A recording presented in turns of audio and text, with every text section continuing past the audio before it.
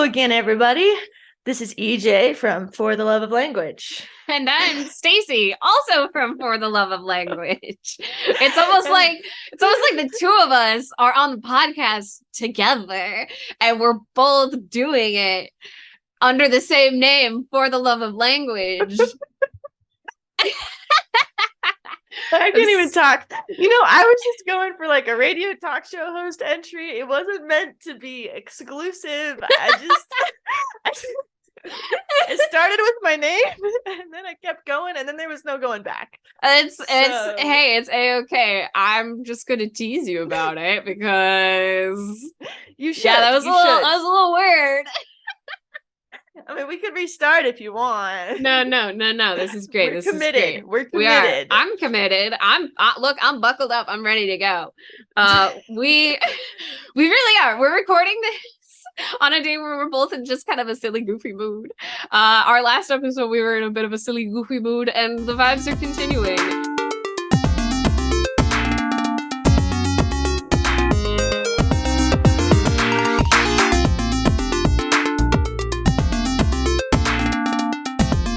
But we have a really interesting topic today, something that was brought up by a friend of mine. She was asking if maybe we could talk about this on our podcast or, look into it and discuss it a little bit more. And I thought it was worth mentioning. So my friend was specifically talking about how she's a Taylor Swift fan. Shout out to all of our Swifties out there. She was talking about how there is very much like a way that Swifties speak to each other on the internet and how they will communicate with each other with Taylor Swift lyrics. And that's how you know that A, they're a fan, and B, that you can communicate certain ideas between each other by using these lyrics. But then when somebody else tries to use those lyrics, like if a late night talk show host were to use the same lyrics to talk about something similar, all of a sudden it's super duper cringe, right? Because somebody else who is perceived as outside of the group is using something that only your group uses to communicate. So she was asking specifically about this phenomenon. That's sounding like a little cultish. I mean, I knew that Swifties were a thing, but that's get out of my treehouse kind of. Don't use my language. Yeah, I mean, but I kind of told her that we had kind of talked about this with jargon, right? When we talked about jargon and the different types of jargon and kind of how it pops up.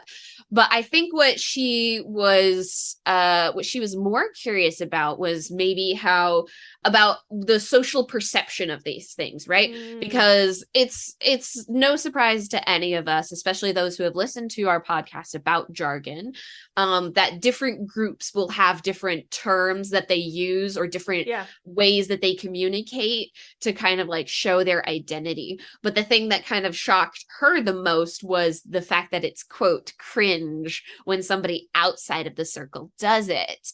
And so maybe we can kind of talk about that and about the diversity of internet speech in general, and more about the social implications of jargon usage. I love that. And I think, I don't want to rip on the T Swift fans because we love you. I love you. I respect and honor you. And I will never quote Taylor Swift lyrics to be cringe, mostly because I don't know a whole lot of them.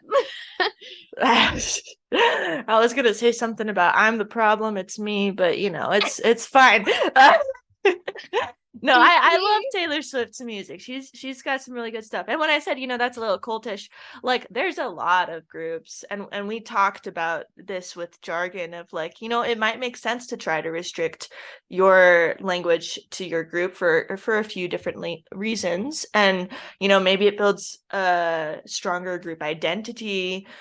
Maybe you have something that you consider sacred and you don't want to just be sharing with the world, or even something that's just confidential.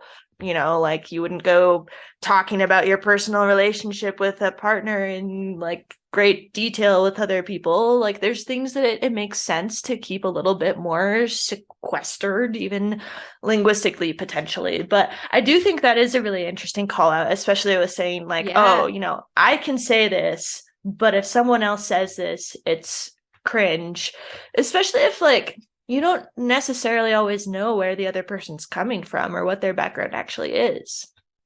Yes. I mean, I think this is more about like group identity, right? Mm-hmm. Of like of like this is how you know that someone is like one of you, like one of us, right? So like if someone were to just come up to you and start quoting random Taylor Swift stuff, you might find that a little bit cringe if there hasn't been something established of like, oh my god, you love T Swift. Oh my god, I love her too. Isn't she so great? And then you can kind of jump into it, right?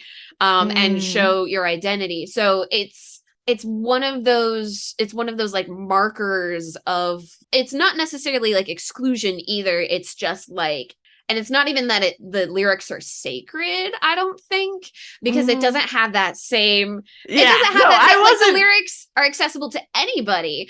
Mm-hmm. So it's really more of like a group identity. Like if you are using these lyrics in like and you're not an established fan, it's almost like you're making fun of the lyrics and Mm. it's like you're it's derogatory, you know. It's Yeah. almost like it's similar but very different when we talked a bit about taboo language and how, you know, some people can use the N word and others very much Mm-hmm. cannot.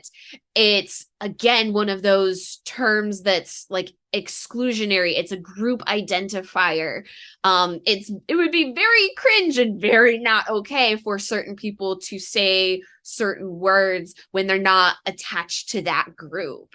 Yeah. And I think it shows more of like it's more of a cultural identifier of like our group is a group and you have Mm-hmm. to have a certain level of knowledge or you have to have a certain affinity for something or you know you have to be a part of this in some way in order to use this language. Mm. So it's Yeah. not that it's like sacred, it's just like restrictive. Yeah, and I definitely wasn't trying to say that Oh yeah, T no, of Swift course. speaks the word of We God. were Like, we're just kind of like connecting the dots because we yeah. talked about like sacredness and like respectfulness in Mm-hmm. our last jargon episode, but we didn't necessarily talk about like just how language and using certain words is almost like building a wall Yeah. between you and other groups.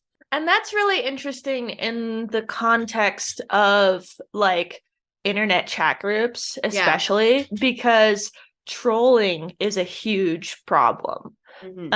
And I know like you've run into that sometimes streaming on Twitch. Yeah. Like if you are publicly out there on the internet, you are going to have trolls. And I do wonder if like the amount of phishing and internet scamming and everything that we're seeing makes people raise their guard a little bit just because it's so much easier in some ways to kind of, I don't want to say infiltrate, but like almost infiltrate a group that you're not Yeah. part of just with the purpose of wreaking some kind of havoc when it's on the Yeah. internet rather than like, oh, I actually need to go to the Taylor Swift fan club or something like that. I don't know. Right. Yeah, no, you definitely have a point there because there's a lot of like there's a bunch of different internet groups and internet culture. So I like we're talking about Swifties just because that's the one my friend mentioned, but feel free to apply this to like any group. You could even I could even talk about like streamers and gamers, right? I don't even feel comfortable saying gamers, but I do feel comfortable talking about streamers. But like people will like because content is so available, it's easy for people to access certain types of language and then use that language to get into groups and then kind of destroy things from there. And so there this like gatekeeping is I feel like how some people think about this gatekeeping is not just about like oh, you know, you're not a true fan or whatever. There might be some Mm, people like that, but it's also of like you need to establish yourself as one of us because you can't just go around using this language willy-nilly without us understanding like who you are. Like mm-hmm. the language itself is not an identifier, but it can be with if you have like a pre-established like repertoire.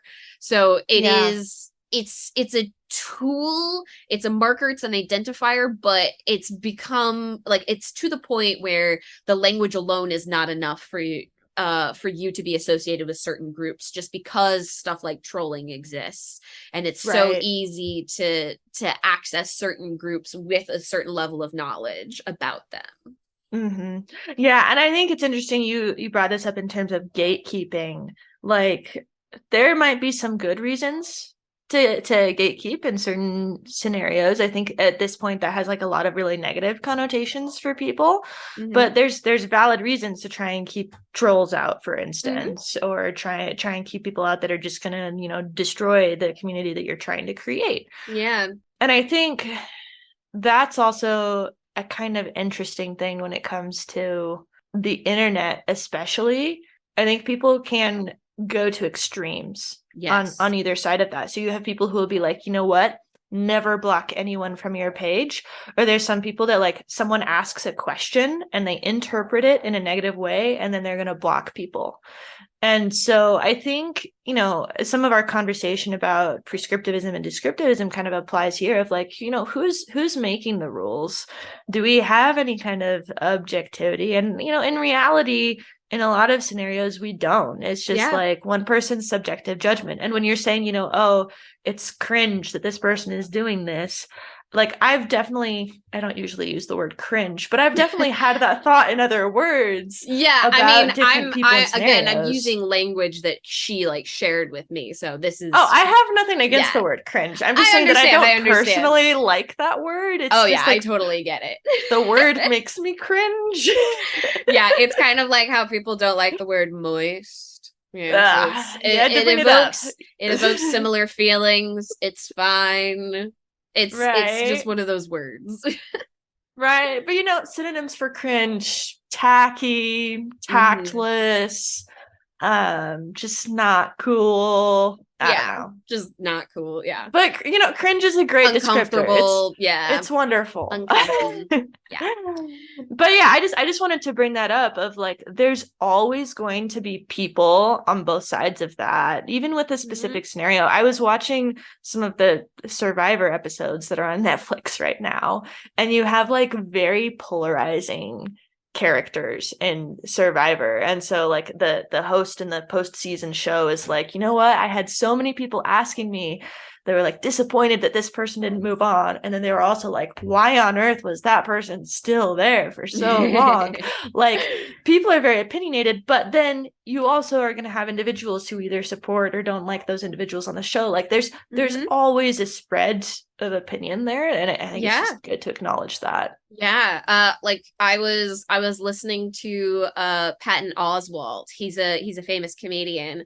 I was listening to one of his Netflix specials, and he was talking about how RuPaul was not quite canceled, but like almost canceled. There was a heated discussion around RuPaul using a certain word for transgender people, and the community like being super offended by that, when RuPaul themselves has been like a huge proponent for the LGBTQ plus community. And so even within these groups themselves, there's a lot of like discussion and policing, and talks about who can use these words and when can they use these words, and why it's okay to do this but it's not okay to do that. And so like the discourse around group language in itself is also very fascinating, because it is like the groups, like these groups are often so tight knit that they do kind of have to police themselves in certain ways. And especially like the LGBTQ plus community, it is like a vulnerable group, right? Like they are often the subject of a lot of ridicule in everyday life. And so they are kind of like on their guard about certain terminology all the time, kind of out of necessity, and like they have to be, right? Whereas like the Swifties maybe not so much, but like still there is such passion behind their beliefs and their commonalities, that they will like these terminology, like the words and terminology might constantly shift as a form of self-policing as well. Yeah. Yeah, that's super interesting. And then you're getting into like we talked about language academies Hmm. previously. It's almost like you're forming a little microcosm of that with the Yeah. language police in these little Yeah. groups, which is an interesting way to think about it. Yeah, yeah. I mean, I've definitely heard these discussions within the LGBTQ plus community, like I've said before, within the Black community, with people of color, people who discuss what terms they want associated with them, with like Native communities. Like Mm-hmm. these are big discussions within those groups as a form of like self-policing and trying to establish community identity, and it's always going to be an ongoing struggle, right? Like Mm-hmm. we can even kind of look at this in a longer historical lens and talk about like feminism, for example, Oh, okay. and about feminism has been like an ongoing movement, and there have been several iterations of those movements, and there are certain like words and terms and thoughts and ideas that have shifted and changed, and there've had to be discussions about those throughout the course of like feminism, ever since suffragettes were like a thing fighting for the right to vote. There's constant discussion about what we can do with this group to continue to reestablish, reiterate this identity. Yeah.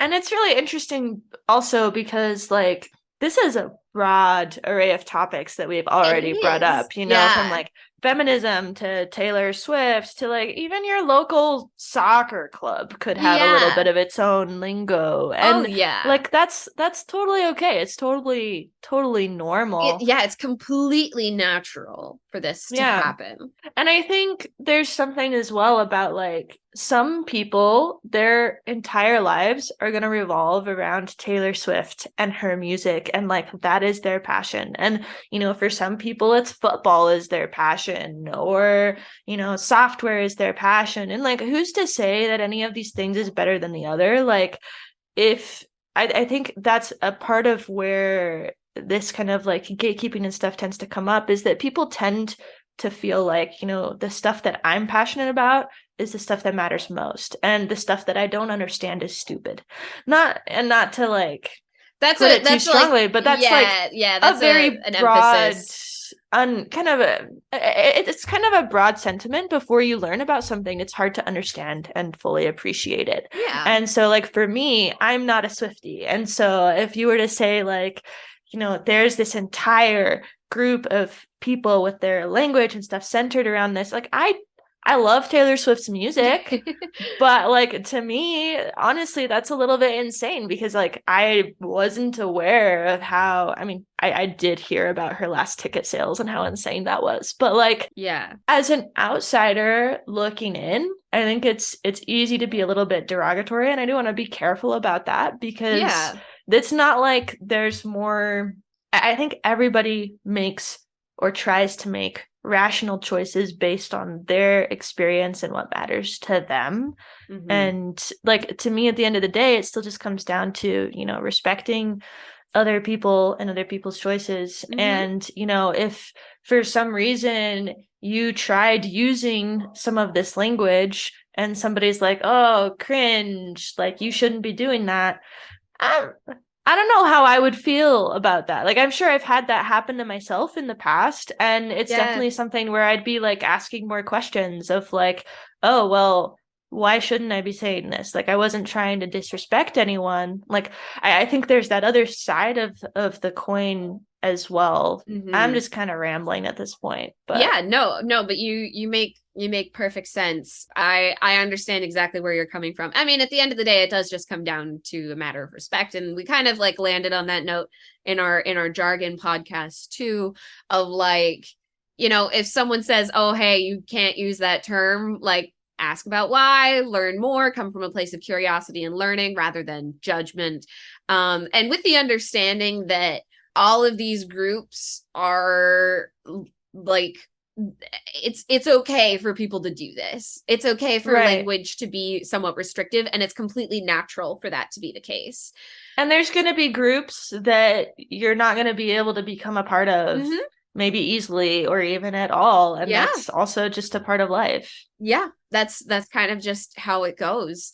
And I think the last point that I really kind of wanted to make about this was the fact that the internet has kind of accelerated some of these policings and discussions, and to like encourage people not to be discouraged. That's a weird way to phrase it, but don't be discouraged if you like miss out on a discussion of a certain group about the policing of certain terminology or whatnot.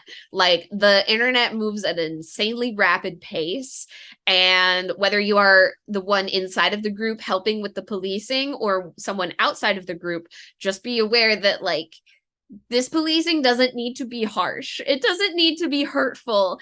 And that's kind of like what it is. And I mean, at the end of the day, feelings will probably get hurt in discussions like this, but they are, you know, like we've said, very, very natural, very normal. And we have this is the first time in human history that we've had such an accelerated language change and language shifts because of the internet. So we all just need like a little bit of patience with each other when it comes to these things, because goddamn, it's hard to keep up sometimes, even within your own group.